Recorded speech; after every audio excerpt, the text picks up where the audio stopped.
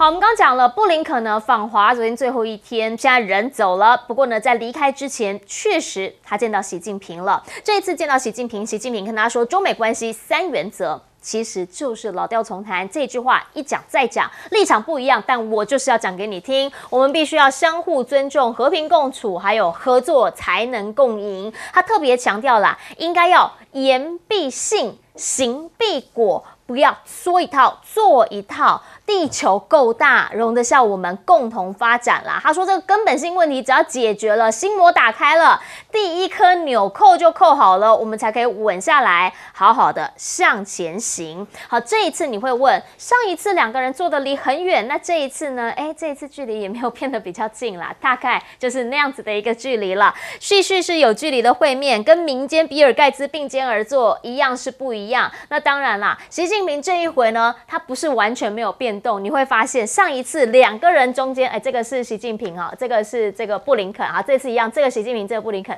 上一次2个人中间还有花嘞，开了荷花，这次花都不见了，只剩下树叶了。大家想问，这个玄机是不是表示美中关系略略的有在改变？而且呢，临别之前，习近平呢还送给了布林肯这么一句话，说：“哎呀，希望你不虚此行。”大家说这个要怎么样去解释？因为呢，总会觉得这个。大陆对岸领导人在讲话的时候，我们必须要了解一下弦外之音。你看这个标题写什么？颇具迷惑性，因为大家就开始在推测“不虚此行”什么意思？是讽刺他说你这次来的时候，是不是一开始就放话，有很多的任务要中俄、要美债、要拜习会，不虚此行？那他到底是有拿到还是没拿到呢？好，美中关系怎么样来解读？王毅现在接受外媒访问的时候是这样讲的，他说：“我们确实回不到过去。”回不去了啦，但我们希望能够有一个好的未来。好，回不到过去也能有好的未来，但是呢，也有很多人在讲，其实习近平会想要对方先回答，到底我们是要做伙伴还是要做对手？你到底要不要尊重一下我，或者是你就是跟我往死里打？那我们是不是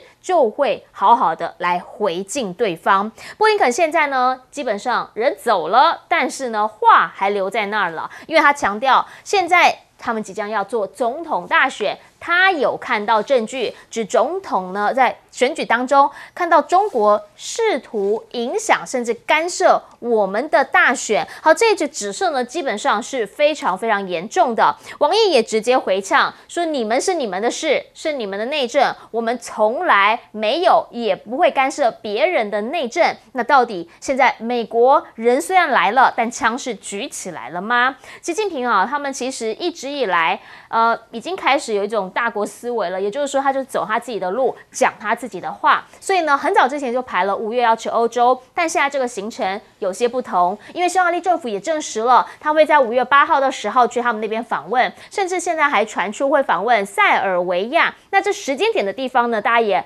很望味儿，说他到底会不会有一些跟历史事件相关的地方？这次呢，最早传出来是要去法国访问，中法。当然，大家就会想到了很多的对话，甚至还有空巴订单。好，原因是因为先前呢，当这个法国的总统他来到中方的时候，其实就有谈到空巴订单嘛。这一次呢，习近平过去访问，会不会带一些伴手礼去？想必这个是现在潜在的法国人心里面略略的一个希望，因为呢，眼看着空巴现在订单越来越多，这个波音的部分则是一再的出现问题跟状况。最新的是达美航空说呢，它在滑行飞行的过程当中呢，竟然是应急滑梯就直接掉下来了。好，这个画面呢，让很多人看到之后是会有些害怕的，说怎么会在飞行过程当中发生这样的事情？甚至呢，在洛杉矶这边呢，则是意外拍到说波音客机呢在降落的时候是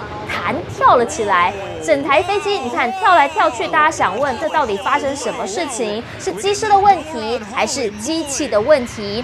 疯狂的出包，现在西南航空这边呢还发现它结束了4机场的服务，有2000人丢饭碗，主要原因是因为波音交飞机出现了延误，所以公司的成本上升，然后导致了他们有2000人因为波音出包而没了饭碗。大家想问波音到底怎么了？真的今年好像流年也还没有变好，希望他赶紧能够去保一下平安好吗？请教彬哥了。其实，在美中关系现在则是希望在稳定中求发展，但这个稳定是不是真稳定，还真没人知道。因为习近平跟布林肯的见面，处处都见一些小细节、小玄机。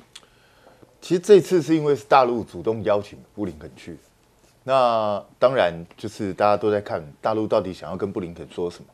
那显然我觉得就很明显，习近平虽然还是表达他的善意，可是也把话说得非常清楚。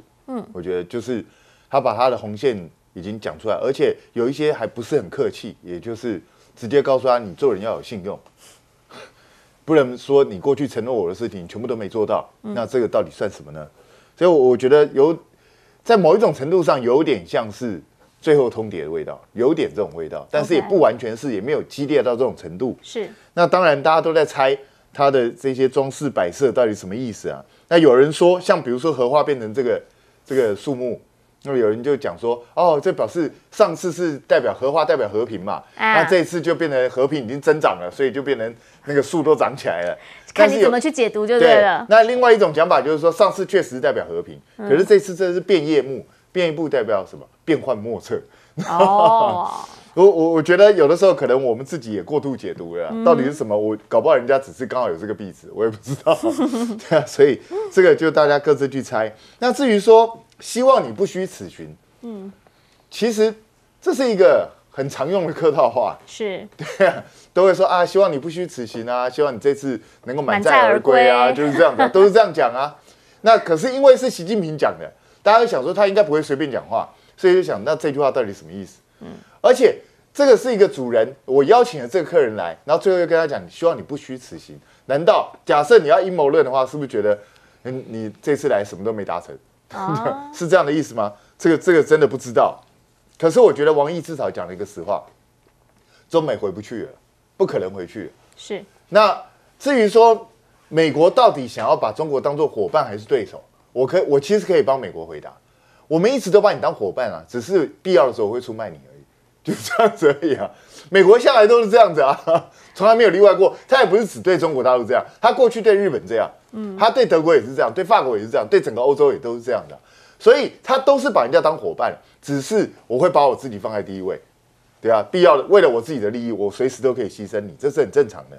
那当然，习近平5月会去匈牙利，现在已经确定了嘛？对。然后他也会去法国，然后去塞尔维亚。现在美方比较担心的就是他去塞尔维亚的时候，会不会去纪念南斯拉夫大使馆被炸的时候，去讲出什么对欧洲或者对美国很挑衅的话来？我个人认为根本不用担心，不会，因为该挑衅的时候他会直接讲，你也不用担心他什么时候会讲，而且他没有必要，因为这一次他去欧洲是要去争取法国啊，争取欧洲这些国家对他的支持，所以我不认为他会去挑衅这件事，这个是没什么道理的事情，导致美国自己的问题很大，美国现在学生的问题越来越严重，然后呢，你波音，这个是标准的鸡瘟呢，从这2年出了一大堆这种状况，这个状况再不解决啊，美国的飞机都卖不出去。是，请教一下大钟老师。对，我觉得有几点可以观察第一个就是说，这个我们可以看到，其实中美关系到底如何哈，但是还是有一些指标，就即便没有太多的进展，但的确他们在1个月之内先拜习第6次通话，对，然后耶伦访美，是访问中国大陆，然后这一次布林肯，那其实还是有一些还可以的成果。那第二个是根据中国大陆所强调，这次他们是达到了5个共识了，就是开启了或者是恢复了一些重要领域的谈话，比如说亚太事务的磋商啦，比如说像是禁毒芬太尼，因为这个美国非常关切，还有气候变迁特使，中国大陆的特使这个刘正明会在今年访美，那还有包括两国要确定一些基本原则的对话。那最后还有一个是 AI，AI 这个地方的谈话是中国大陆学者目前是寄予厚望的。对，他希望能够透过这些让美中关系气氛再好一些些，所以这是第一个。那第二个就是说，刚刚有讲到，双方都在批判暗批对方言行不一、言而无信。那当然，美国常常被中国大陆批判说中国说你即便讲了4不1无益，但我怎么感觉起来你事事处处在针对我，还是在遏制我的发展？你即便讲了不支持台独，但我怎么看好像不尽然是如此。那一样的，如果从美国的角度来看，也会觉得中国大陆即便是强调说要奉行很多防御性的国防政策，也曾经讲过说永不称霸，无意去取代美国的世界领导地位。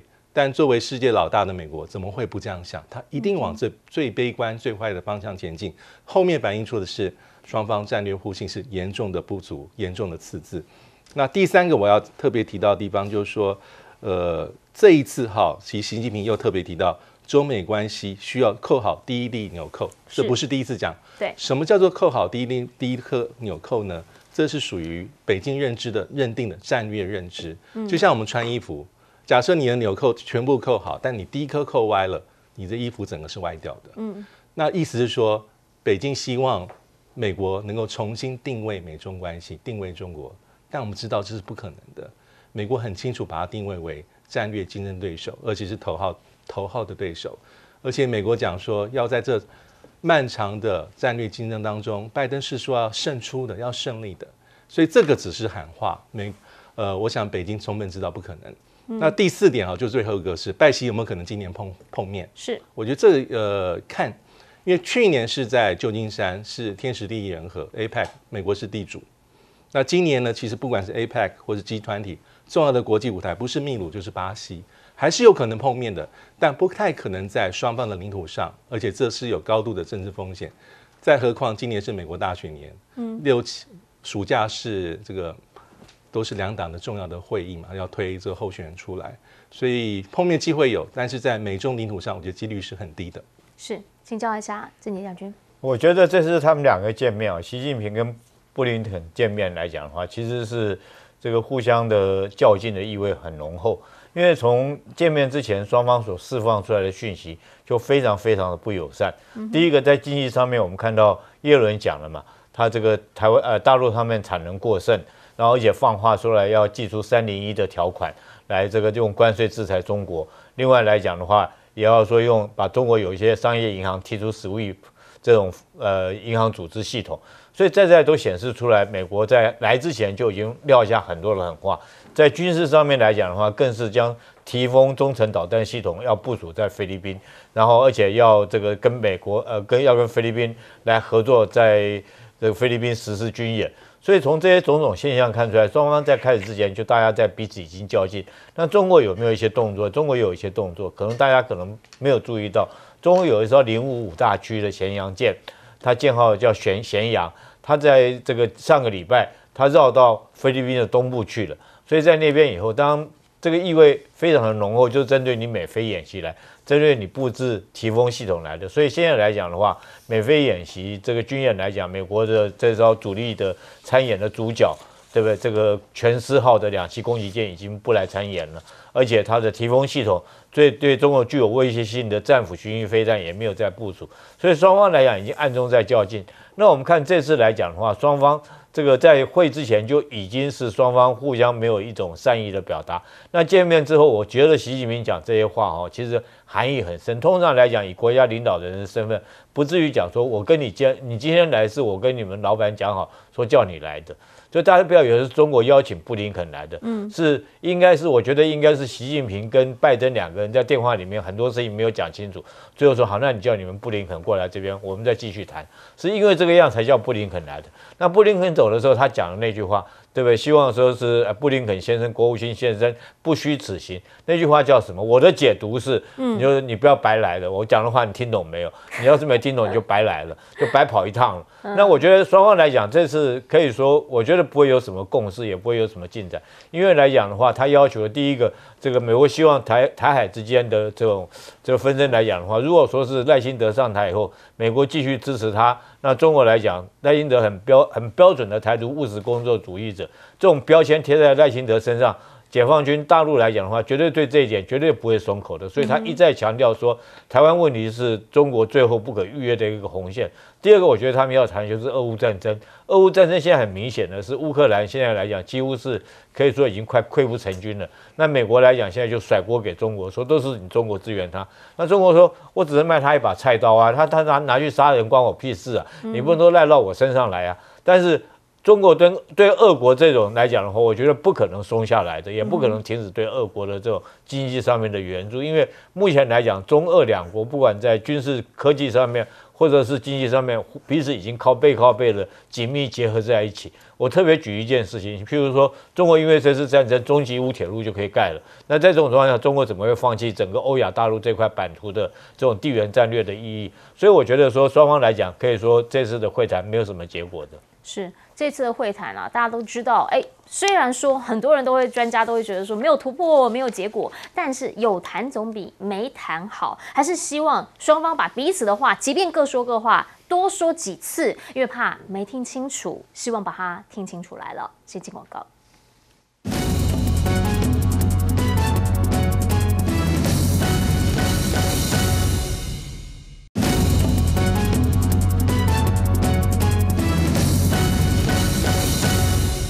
好，我们刚刚说了，其实美国内部现在有非常多的问题，已经逮捕到550位学生以上了。这个是呢，在美国校园里头，他们开始有所谓的反以色列的声浪，抗议活动持续的在席卷。现在呢，说已经超过了550人，将近550人是被逮捕，20多所学校现在都有所谓的抗争。好，里面呢不乏常春藤名校，而且这一波所谓的学运，不是只在美国里面，也席卷到了欧洲，包括了英国、法国、意大利。通通都有学生出来示威，甚至还有静坐跟绝食。巴黎这一边呢，马克宏的母校甚至现在呢还被学生给占领了。有学生呢，他们就直接在校舍窗户上面拉上了布条，要求校方明确谴责以色列。那当然，校方目前呢是还没有明确的回应。好，可是呢，大家现在在讲了这一波的学运从美国蔓延出来到了欧洲，民众也有很多的说法。可是问题是，当局的政府好像都还没有人有一个比较明确的说法。白宫这边有讲啦，说拜登呢是支持学生的言论自由，但是希望大家要理性。可是问题是要怎么样来说呢？因为校园里面现在竟然有人看到屋顶出现了狙击手，大家在网络上面开始在热议了，说因为支持巴勒斯坦，然后现在呢竟然我们会看到了网络上面看到就这样很明确的一个讯息，他们说到底你打算射杀谁？抗议就要被枪毙吗？这是出现在所谓的言论自由的国家吗？好，甚至呢在乔治亚州现在也出现有执法人员在拘捕抗议者的时候是直接拿出了电击枪，很多的学生呢是这样子被压制在地上，然后呢已经开始陆续的都有执法人员进到了校园里头。每一个州处理的方式不太一样，但是呢在校园里面确实很多地方看见了类似的场景，大家开始在问这些学生，你害不害怕？好，学生的讲法是说我不害怕，因为在加萨的孩子比我一定更害怕。我们刚刚讲了，拜登说支持学生言论自由，但是拜登到目前为止有真的回应这些学生他们的诉求吗？因为学生们看到的就是现在大量的坦克车准备好了。在以色列这边，他们的发言人，以军发言人叫哈加里，他直接说他们会持续在加萨每个角落追杀哈马斯。好，甚至呢他也直接的讲了，现在已经看到有几乎2支预备旅呢是进到了这拉法附近，然后也看到了车辆都进到里面去，要攻击拉法。拉法现在150万难民住在这边呐，要怎么样来分辨哪一个是敌，哪一个是民？好，这件事情大家也很想问，因为这会跟战争罪有关系。国际法庭现在有没有可能下捕来逮捕纳塔尼亚胡？纳塔尼亚胡的回应是说，任何人都没有办法阻止我们的行动。中东的和平真的彻底无望吗？大陆的学者他就只想问了，说如果从拉法撤军就让内阁垮台，纳塔尼亚胡他当然不会这么做，但如果持续来盯下去的话，美国是不是会抛弃以色列呢？好，请教一下彬哥，因为美国今年年底要选举，如果再持续跟着这一波缴获下去的话，学生这一波学运其实蛮大的一个浪潮，他能不能够挺得过？这也是很多人想问的。对，现在看起来这已经变成星星之火，逐渐在全美开始延烧。因为一开始的处理并不得当，他们对学生采取过于强硬的这样的一个态度之后，现在就变成你骑虎难下。因为面对越来越多的学生抗议，如果你放软了，恐怕学生就会更多。可是同样的，你如果太过强硬了，你持续用这种强硬的对待，恐怕会让更多其他的学校记起校友。所以后坐力，对你不管怎么做，现在看起来都不太对。那众议长强生其实去讲那段话也是煽风点火，让更多人更愤怒。是，所以这非常糟糕。所以但是问题是，你如果放任让这些学生持续抗议，那他们的以色列金主也会非常的不满意。所以这个东西都是非常麻烦的事情。对美国人来说，如果你失去了犹太人的支持，你可以不用选；但是你为了犹太人去得罪了其他人，你还是不用选。所以这个非常难处理。我当上个礼拜我其实就已经讲过了，这个东西处理不慎的话，恐怕会到时候会变成美国之春了。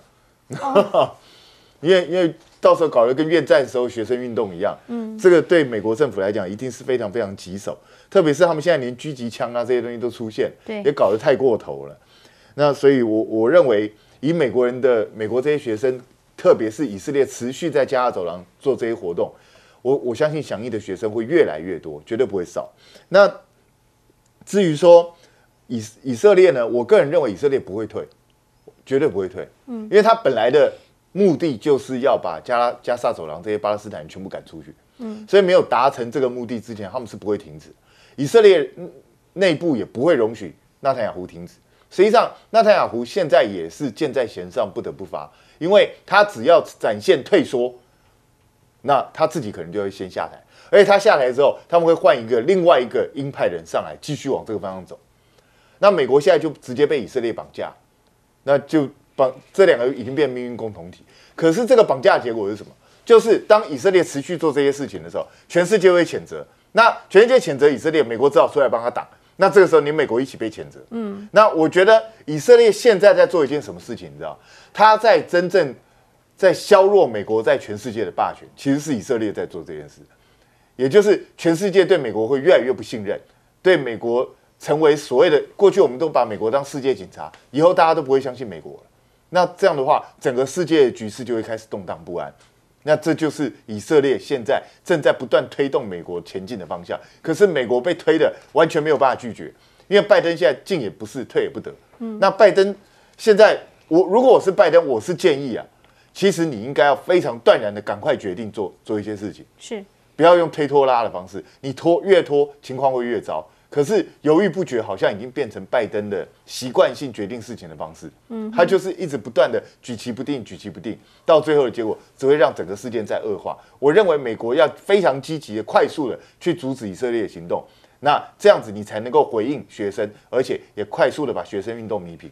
如果你没有办法做到这件事情的话，事情再延烧半个月以后，我认为会完全不可收拾。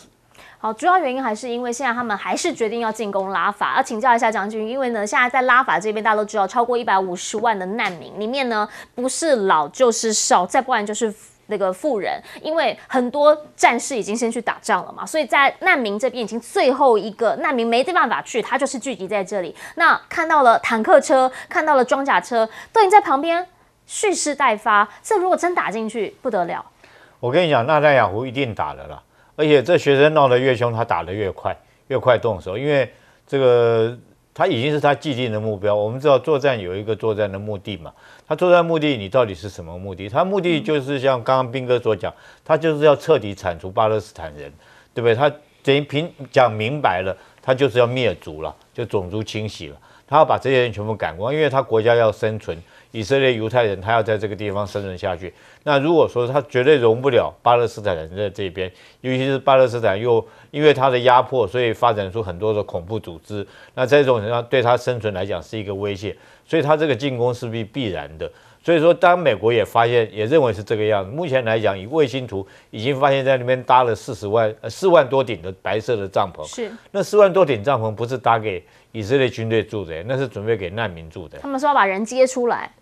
问题是那天就是发生这种事情啊！你接出来以后，那不是说有个帐篷给他就可以了。那你的医疗呢？你的饮食呢？你的粮食呢？当这一代的人都阵亡、都死亡以后，伤亡以后，下一代的就生不出来了嘛，就整个种族清洗。那我觉得说是美国这次学生运动跟 TikTok 确实是有关系，因为 TikTok 它就是结合大数据嘛，那它有一个特殊的演算方式，然后让这些持有者这个他会去看他现在最热门的东西是什么，所以他们现在以前来讲的话，媒体都是经过官方的管制，那来讲的话，给的讯息都是站在西方角度来报道的讯息，所以大家认为说是犹太人很可怜啦，被纳粹压迫啦，被纳粹残害啦，怎么样？他们现在回到神的土地啊，怎么样？然后就把这个犹太人，把这个巴勒斯坦形容成恐怖分子。但是现在由于 TikTok 出来以后，就跟以前的这种颠覆以前的想法，对不对？譬如说以前说是屯垦区，对不对？事实上就是你去占领人家的土地，强占人家的土地。那现在这些美国大学生，他透过这些公共的传播，他了解到事情的真相，他就开始起来抗议，起来这个为了争取这个人类最基本的生存的权利，他就起来抗议。那强生，我觉得强生就是那种去踩油门的人，他去那天讲那句话。对不对？你们这就把人家把这些学生贴上反犹的标签，那你不是就在那边踩油门？你这油门一踩下去，果然没错。本来只有哥伦比亚大学的，现在一弄，整个美国，包括全世界各大学都起来闹事了。但我觉得这个事情绝对会流血的，绝对会演变成流血的事件。你看这个主局手出来代表什么？美国他们情报单位，因为美国真的是很乱的一个国家，他这种大家思想想法。有些很偏激，有些很单纯，对不对？我们认为去抗议的很多学生，只是说基于人道立场去关怀这些巴勒斯坦的这些难民，但是你难敢讲说里面没有存在一些类似3K 党那种比较种族偏激主义的人嘛？那有些人趁着这些学生在的时候，他会不会在里面做一些这种这个开枪啊、扫射啊，类似像这种动作，那也会造成流血事件嘛？所以他们又为了预防这种事情发生。就在这个顶楼上面布置这狙击手，这是代表说是就维安的立场来讲是应该的，对不对？好，但是我觉得说会做到这种程度，代表说他们也认为美国自己这个情报单位也觉得事态没有想象中这么单纯，一定有这个恐怖分子啊，或者是说他们认为思想主义比较偏激的，那去做这种事情的人，不见得是支持巴勒斯坦，也不见得是支持犹太的，他可能会互相来讲故意制造一场乱局。那等到一旦发生流血事件以后，我觉得美国来讲的话，他不管在校园或者在各地来讲，那种所形成的风潮，是我们难以想象的。是，当然也因为在今年，特别是今年大中老师他们要选举，所以任何一个举措，大家都会想到说跟选举是不是也有关系？对，我觉得对拜登政府而言，这就是个烫手山芋哈，因为可能川普的阵营里面哈，就是更加义无反顾去支持以色列哈，所以大概没有什么问题啊，包括强生的很明确的表态。但对拜登政府而言，我觉得他还是在光谱上照在稍微中间一些啊，主要还是因为不少的民主党的这个支持者啦，是属于自由派，尤其是年轻人，他们可能或多或少更加同情巴勒斯坦的处境，所以对于拜登来说，这就很困难。那现在就是说，校园这个示威行动，我觉得不能够掉以轻心哈，因为回顾一下去年，当一开始哈马斯对以色列境内发动恐攻，那以色列国防军宣布这个回击报复，进入加萨攻击加萨。当时其实已经有校园的运动了，所以我们还有印象，去年年底美国国会这个听证会，哈佛、MIT、宾州大学校长去作证的，都是美国最顶尖的名校哦。但是呢，这些校长的回答被当时的国会议员认为说你模棱两可，因为他问了一个议员认为很直白、很简单回答问题，就是说，假设在校园里面有人公开主张要对犹太这个种族灭绝，你的主张是什么？那当时的这些校长有的回答就是比较绕来绕去，因为他可能考虑到学校的目前的状况，这个学术自由、言论自由，所以最后在压力之下，哈佛跟宾州大学校长对董事会辞职，当然还有一些其他因素。那现在的压力是在哥伦比亚，但其实已经是美国东岸到西岸都已经有蔓延、有串联，那包括像欧洲一些大学。那哥大现在是大家最关注的对象，因为哥大的校长。沙菲克目前美国很多在讨论他的处境跟他的因应的一些报道，他基本上有汲取前面的教训了，所以他有一个小团体是包括律师、公关危机处理小组，他是在借鉴之前发生的状况，他希望能够一方面能够一定程度维护学术自由，但是对于只要是反犹的言论，他大概是很强烈的是抵抗，所以他也在国会作证啊。前几天他的讲法就比较强硬，他说反犹的言论跟动作在校园里面没有立足之地，我会捍卫它。但大家要知道，国会议员还是不满意哦。他认为说，哥大校长你是在玩言行不一的游戏，因为有人指证莉莉说，为什么这个教授还在呢？他有这么明显对以色列犹太以不友善的回答还在。那所以现在状况就是校园里面是一个。我觉得在大选是一个议题，但是这个议题哈，我觉得对拜登比较不利。那至于是这个拉法到底打不打，我也觉得打的几率是低。4月7号的时候，当时大家应该还有印象，以色列突然宣布说他暂时收兵。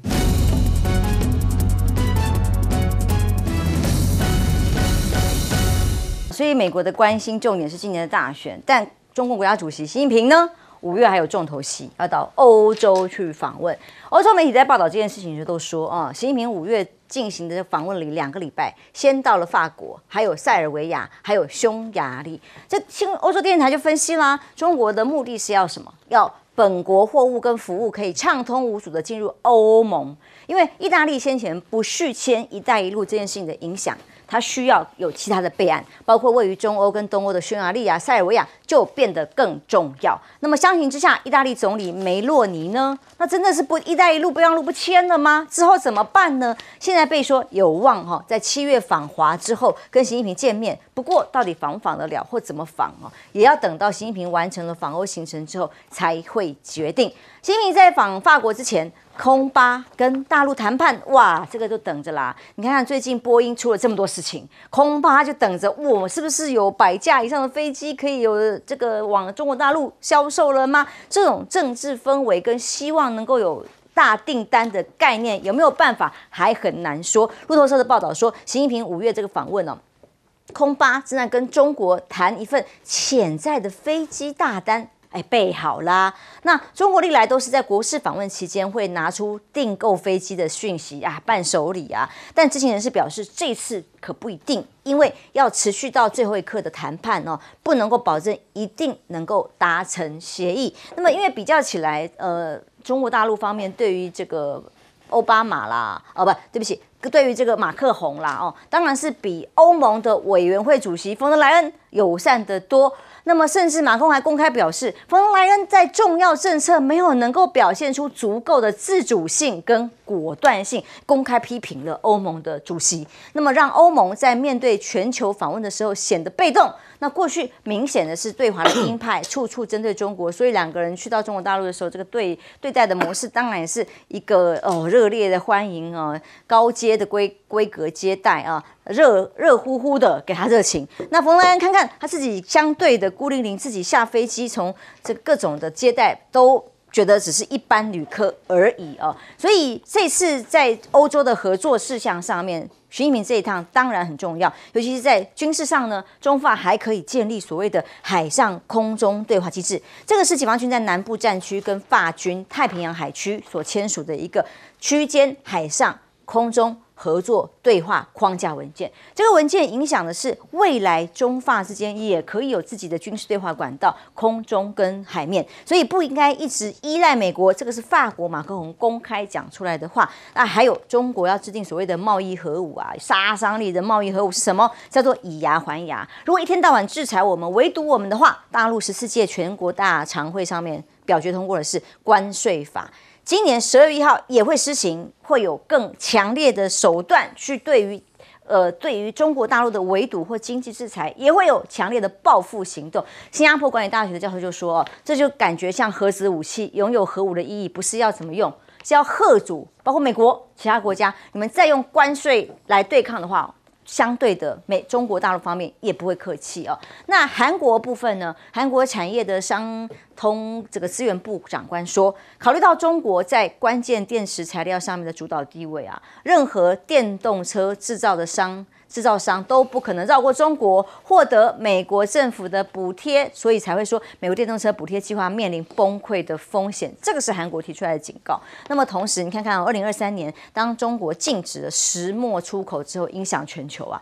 那2024年12月1号关税法再实施的时候，显然就是针对美国有备而来。那美国对中国呢 ？TikTok 要禁止哦，美国还要封锁大疆。美国国会正在推动一项法案，可能会把大疆也列入 FCC 的黑名单。那到时候阻止大疆在美国的通信基础设施上运行，它的占比这么大，它的各种的这个 CP 值，还有在通用在美国的情况之下，要封锁有那么容易吗？而升高晶片围堵的情况下，美国还要包括荷兰啊、日本啊、韩国啊，要阻止工程师你们不能到中国去。提升他们的工作这个研发竞争能力，那么中国的先进半导体厂的设备都被要求要这几个国家所谓的不是不要去搞小圈圈嘛要人家也要一起禁止吗？那甚至一个最新的报道说，中国科学院的量子资讯跟量子科技研究院有一款504比特超导量子计算晶片，这个晶片一般比较少听到，叫骁宏已经有了一种刷新超导量子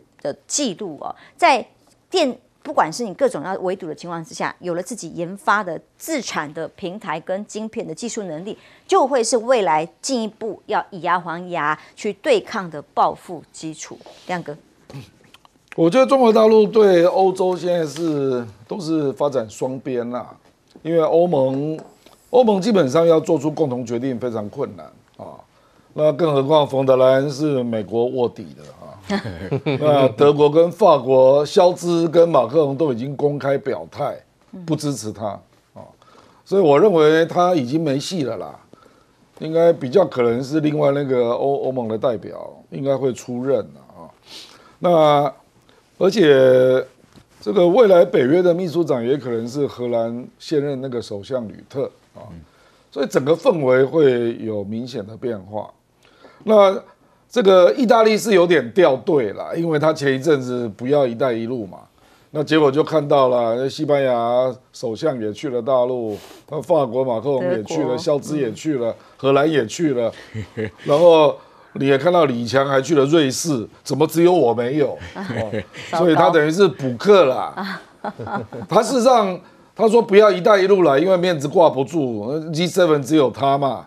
可是他另外希望跟中国来签经贸协议，而且今年中国大陆有一个叫做高级的那个消费品的一个国际展，那 Meloni 应该会被邀请作为主宾啊，就意大利啊，所以你看那个中国大陆就是欧洲一个一个这样各个击破抓拢啊，那我认为成果已经越来越明显了，就它的主调也很清楚啦，就是说中国跟欧洲合作。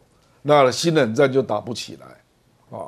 那希望欧洲能够有更多独立自主的声音。那其实这个立场，很多欧洲人也能够接受、买单啊，有好处的哈。对，那中国跟法国这个真的是比较有值得谈哦。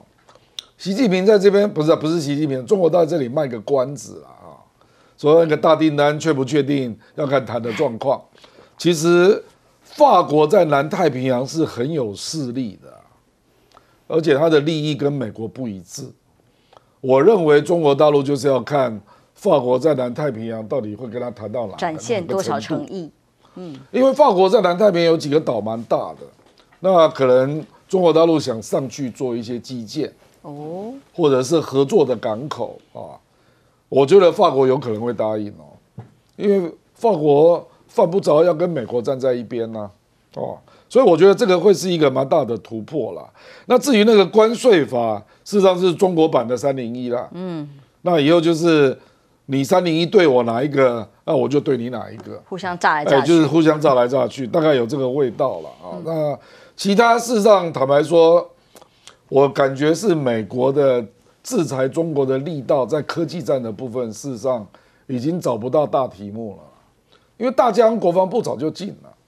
那你如果还要众议院去通过特定的法案来全面禁大疆，不准他用美国的通信啊，那你的成本就增加3倍嘛。那这看着办啊。事实上，美国有很多都是非军事用途的，像农业部啦、地质啊，一大堆单位啦，都是用大疆。那你自己要要用美国的也没人有意见啦，反正就是品质又差，价格又贵，就是这样嘛。那你这个就是自找麻烦了，这个也没有办法啦。就是美国众议员如果这么意识形态，那我觉得中国大陆就觉得说你就请便吧，啊。那你看到那个美国在希望荷兰、日本、韩国，事实上工程师不能去中国做事，半导体已经通过了。那他现在可能就发现，好像不止半导体，还有很多的其他的项目，中国也发展得很快了。可是我认为这个不容易成功啊。如何在欧洲这一块找到自己的突破点？看起来已经好多个地方都有自己的一套方法。因为每个国家都有自己国家利益嘛，所以中国大陆说我对你 no harm 无害啊，我们做生意大家互相赚钱嘛。所以你看德国、法国早就宣布跟中国的贸易不脱钩，这个讯号已经让美国知道你想要欧盟所有国家跟中国大陆断绝来往，那是不可能的。因为像荷兰现在就很尴尬啊，我的 CPU 不能去的话，我的大单就没有了。第二个，美国的制裁也很薄弱，你像中国的电动汽车跑墨西哥设厂，对不对？美国说就是那个你不让他卖，我讲良心话，墨西哥的厂往南美洲卖可不可以啊？第二个，你美国的电动车的电桩那个公司都倒了，本来就没有电动车的可能。那你今天美国的厂想要发展电动车，你电池又要绕不过中国大陆，所以这个制裁的效果越来越被现实环境浮出来，不太可行嘛。两败俱伤，但是伤不伤呢？伤谁伤得多呢？中国大陆说我市场够大，非洲市场、南美市场、中东市场、中南半岛市场、中国自己的市场、俄罗斯的市场，你被你制裁，我受不了什么伤啊？还有欧洲呢？欧洲现在正在攻破啊，对不对？所以这个问题啊，美国这种一意孤行的这样搞啊，吃亏的是他自己。他的通货膨胀已经，如果一有关税制裁，通货膨胀就更厉害，更厉害。你这个大选还要不要选？所以嘴巴里讲得很硬啊，做起来都有困难。所以美国很多部会首长现在是陷入两难了。你这个美债的问题还没跟你摊牌呢，我一下子卖掉，我看你怎么办？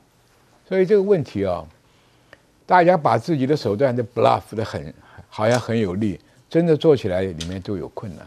所以这个问题啊，中国大陆一句话讲得很明白嘛，互利共存是大家都好嘛，你非要这样子搞冷战，你自己撑不住嘛，因为你不是制造大国嘛。是，今天讲老实话，俄乌战场，中国大陆再多给一点，你今年11月你是撑不过去，因为什么？你给乌克兰的是那个长程飞弹，你只能打点呢。打点对有生部队有生战力消灭不了多少。俄罗斯增兵30万，后来又加15万，到今年5月就说不定发动攻势了。这个攻势打下去的话，除了乌东的纵深更大啊，那你搞不好就逼得城下之盟啊。所以这个问题啊，从军事上来看，政治上来看，为什么人车司机到处求爹爹告奶奶？他已经面临到最后没有办法了，因为你没有兵。你只有长程飞弹，你没有佣兵来帮你打，你怎么打？对不对？有生战力已经被消耗的差不多，连前线部队的旅长都可以抗命了。这个东西还有一个问题啊，36个月不准轮调啊，对职业军人是个很大的职业伤害，你知道吧？2次大战的总结经验，在高强度战争环境之下，只要打100天，你这个人就是精神上的残废了。哇！就是这样，为什么越战有这么多后遗症呢？这就是在战场上受到高强度压力的时候，回去就产生后遗症。如果说你看德国、美国都是把部队要拖下来休养再上去，你要一直把战壕里面遭受到高强度的攻击，你就变神经病的。我在金门带过兵啊，你知道那个精神压力一大，晚上卫兵站的一多，制裁的。打死长官的这种是屡见不鲜的，更何况还要出去打仗。对，他不是打敌人了，他不制裁，要不然就是打。我们宪兵为什么自杀？警察为什么自杀？工作压力是战场压力远比工作压力还要强啊！数万倍都有。来，教授怎么看哦？在美国的部分看起来是谈得不太乐观，所以欧洲现在5月份就是很重要的时刻。其实美国对中国的制裁，除了科技之外，金融上面他们可能也想做了，因为叶伦也讲过啊，希望两国有负责任的管理，特别在金融管制跟外汇洗钱。这一次布林肯去也讲了，如果你再继续援助俄罗斯，报纸上写的，我看外媒写他有可能想要把中国踢出 SWIFT 系统啊。当然不是全部踢啦，把几间银行的制裁，对，好，把几间中国的银行来踢出 SWIFT 系统。那 SWIFT 系统到底是什么？当然我们就听过，在乌俄战争的时候，开始说俄罗斯有几间银行被踢出 SWIFT 系统。SWIFT 系统叫全球银行金融电信协会哈。简单来讲，就是它在两国之间银行建立一个交流的窗口，让你的汇兑可以汇过去。如果各位观众朋友，你做生意有一个 SWIFT code， 那个就是我们在 SWIFT 的这个全球银行金融电信协会的这个编码。简单来讲，就是如果你台湾银行，你在台湾银行开户，你要汇钱到美国银行，它必须要在这两个银行之间做一个这个交换的动作，这个就是 SWIFT 的系统。是，好，那这 SWIFT 对全球的这个对非常重要哈，已经超过200个国家是加入这个 SWIFT 系统，所以上千家银行都是在这个系统里面。那美国人跟中国说，如果你继续支持乌克兰，我们要对你这个下手，把你踢出 SWIFT 系统，有可能吗？我觉得是蛮难的啦，因为第一个你不可能把中国全部踢出 SWIFT 系统，谁伤比较重呢？对，那如果你要踢几间，你也要经过他们里面的决议啊。问题是 SWIFT 系统里面占多数的是欧洲的角色哈。那如果是这样的话，我们要看了，那接下来那习近平如果要去这个欧洲的话，那前面的几个人我们也看，譬如说肖兹，刚刚我们提到肖兹也来了，那其实他们来最主要谈的是什么？就谈到这个 excess capacity 或 over capacity 产能过剩啊。那基本上产能过剩这个东西无可厚非啦，因为中国目前它面对的是通缩，通缩会有一个明显的特色是它产品会越做越便宜，因为消费者会认为今天买不如明天买，因为价格会下降，所以他们就制造了许多类似的这个产品啊。以汽车来说哈，汽车做了很多之后呢，它销往国外。那销往国外有好处是你可以降低他国的什么通膨。因为你的价格去取胜，平衡市场啊。问题是你价格取胜，别的国家就开始会反应。举几个例给你听。肖兹这次来，他在同济大学就讲，就说中国你们我们做德中是很好的贸易伙伴，但是你们的这个 over capacity 太严重了。去年2023年哈，总体的汽车产量哈，中国多了28%，价格掉了10%。好，那当然你肖兹来看，它对他们的汽车市场啊，宾士啦、BMW 都是很大的影响。那他也希望说，那我们在这方面可不可以跟中国达成一些协议？我倒觉得他只是来这边做一个宣示而已啦，因为你不可能有任何的作为，你毕竟还要中国这么大的这个市场嘛。是。那如果是这样的话，那肖兹来这边最主要是做什么？我想还是像刚刚亮哥讲的，能尽量稳定两国的这个贸易关系哈，然后不脱钩。为什么？我要最后补充一个，其实，在欧盟他们曾经把中国定义叫3位一体的概念 Trinity。他说中国是什么？是伙伴，又是竞争对手，又是系统性敌人啊。请问，德国也承认，他说欧盟的这种设定啊，德国也 follow 这种设定，把中国设为3位一体。问题是我们看得很模糊，到底你是伙伴、是对手还是敌人？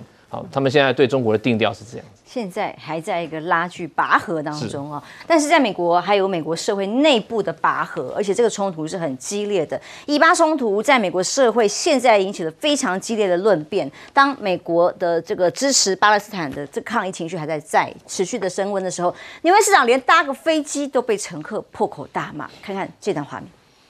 Eric Adams? Yeah.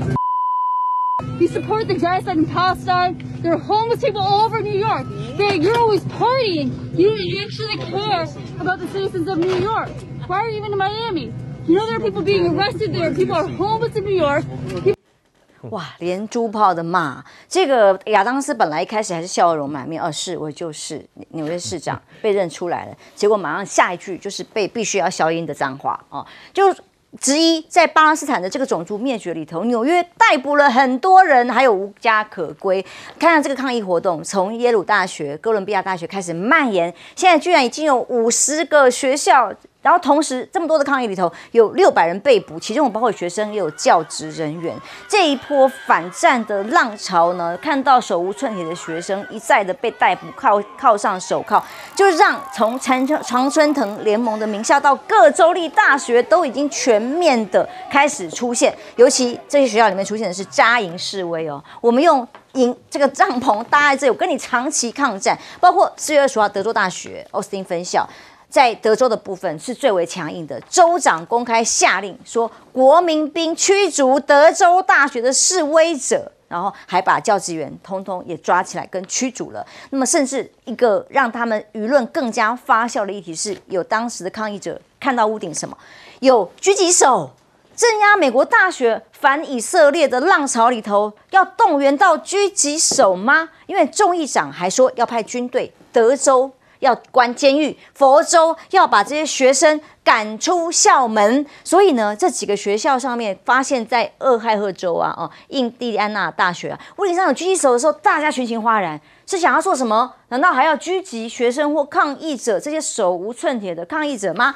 那么，美国的言论自由现在引起了一番非常在内部很对立跟冲突的激变，其中一个小册子在这当中发酵，小册子2本分发给学生抗议的人是美国去死很严重的，在阿拉伯世界盛行的这个反美口号，校园里也开始流传。那么回顾了1943年的华沙犹太人起义，一直到1968年哥伦比亚大学学生爆发的反越战抗议，几乎整个反美情绪大爆炸。那国际法庭有没有可能说要下令去逮捕纳坦雅胡呢？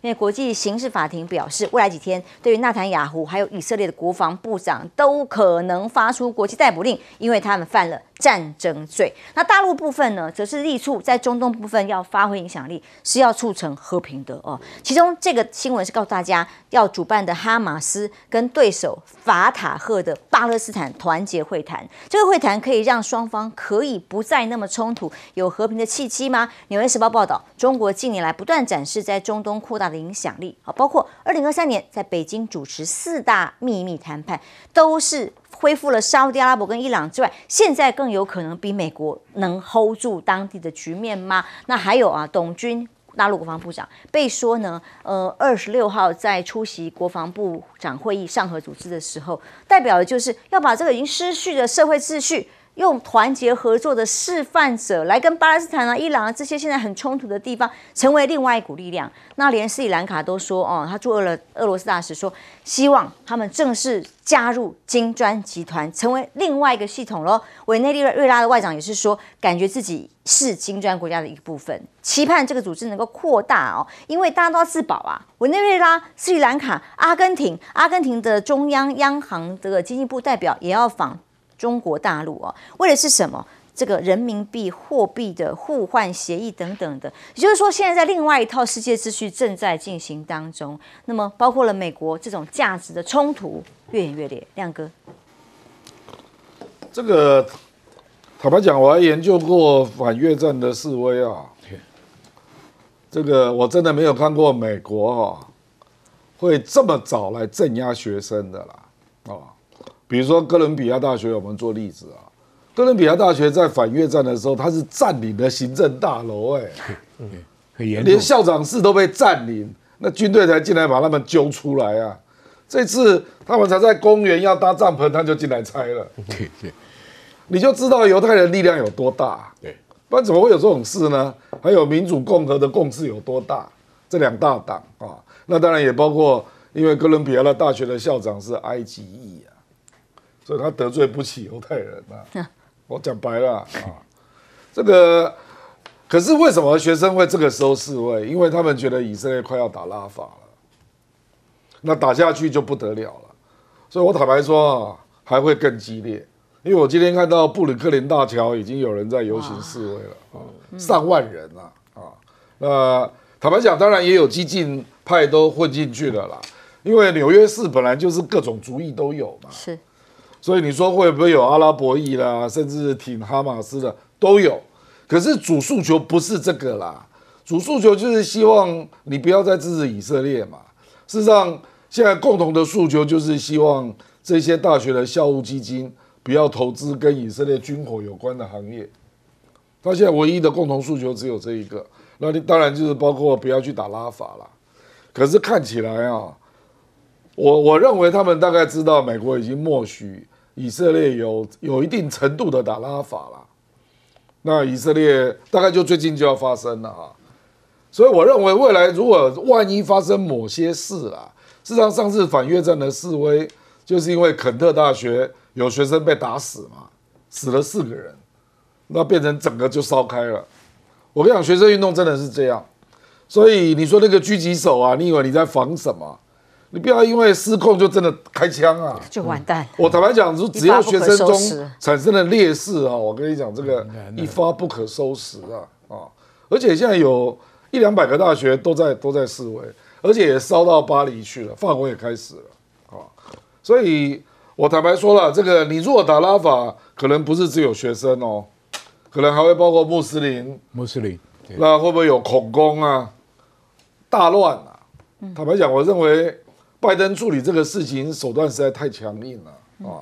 那真的后续，我们真的不希望看到连美国内部都发生大悲剧了啊，因为现在还没有开始我们所讲什么占领学校的行政大楼啦、毁损公物啦，这种行为还没大量开始在当时反越战的时候就是这样搞的就已经这么强硬的镇压了。就是对，所以我的意思就是说，这个真的拜登政府不要高估自己，尤其是佛罗里达那个州长那个 DeSantis， 他比拜登还要强硬啊。这可能产生的这个后遗症，大选影响更不用想。休息一下，马上回来。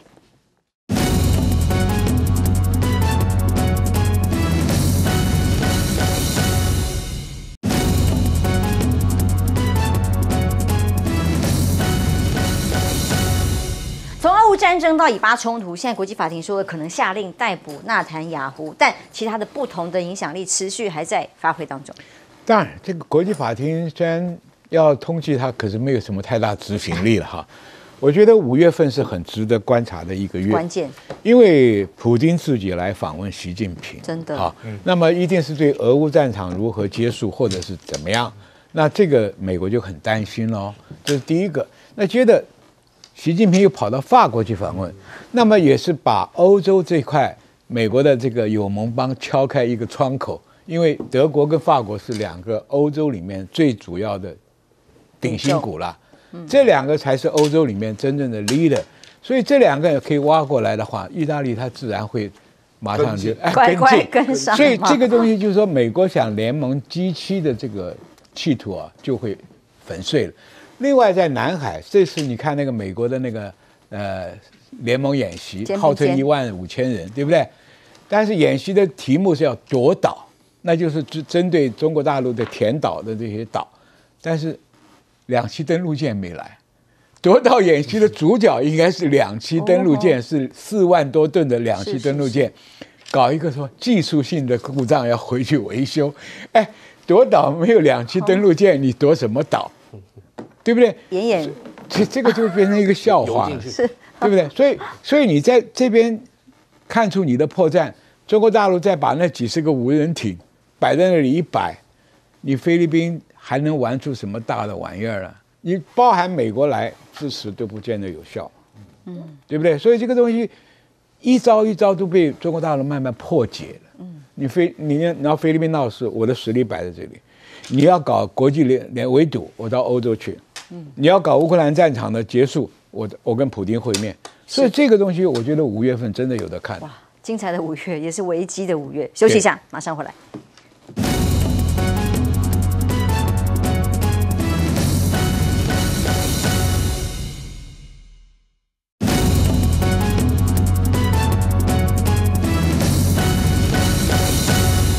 反以色列的冲突现在在美国校园里风起云涌，冲击很大。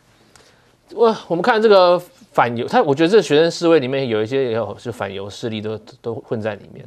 那你看这哥伦比亚、纽约大学、耶鲁大学这几间学校，这个反抗势力这么特别大，为什么？其实我们看一下，其实，在纽约纽约是犹太人的大本营。我们知道这个华尔街这个几个金融基本上是犹太人掌握了金融拱起来的秩序啊，对他们赚了钱之后，把这个钱捐回去给他们的母国继续打仗嘛。那哥伦比亚大学跟纽约大学也是犹太人出资盖的。哥伦比亚当年就是要建立一个常春藤是全球性的学校，纽约大学是给纽约人念的啊。后来是纽约大学越做越好，也变成一个全球性的，所以他在上海也盖了分校，在阿布达比也盖了分校哈。所以这2个学校犹太人的势力是非常强的。这个耶鲁大学，亮哥刚才我们聊了嘛，亮哥也是那边毕业的嘛。其实耶鲁大学早期它是耶鲁书院，它最有名是研究像希伯来文这些的。